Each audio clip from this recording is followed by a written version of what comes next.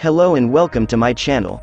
The next standard banner has just been confirmed and we will be getting a Skadi and Ceobe rate up as the 6 stars and Tsukinogi, Pluma and Skyfire as the rate up 5 stars.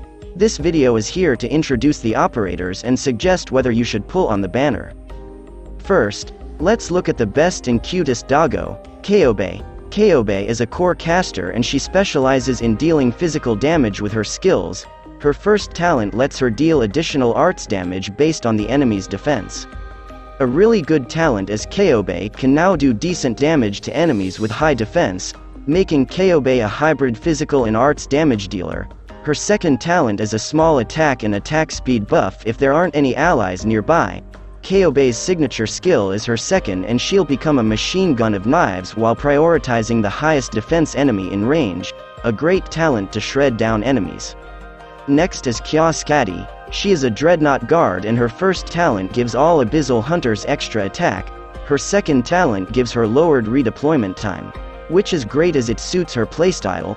Both are nice talents to have. Her signature skill used to be her second as it is a passive skill that gives her a big attack buff, but after her module is added, Skadi's third skill becomes a much better alternative for damage, as it lasts much longer, a very flexible operator to use, but is unfortunately outshined, quite literally, by this super bright knight. Now, if you think this video is helpful, do give this channel a sub to support me.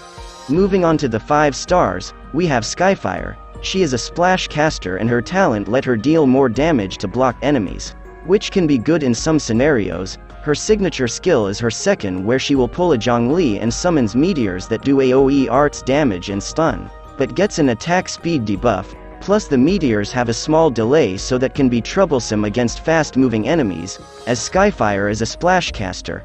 Her attack speed is already very slow, plus the attack speed reduction from this skill.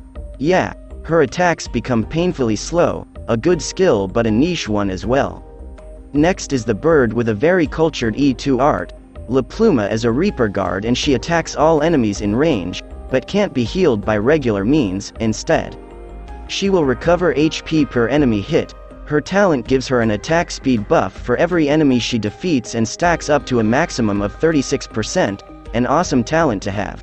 But it takes time to gain the stacks. Pluma's signature skill is her second where Pluma gets an attack and attack speed buff, plus more damage against enemies with less than 50% HP, an awesome skill to go against waves of enemies. Her first skill is also a great option for AFK strategies. Overall a strong 5-star operator to have.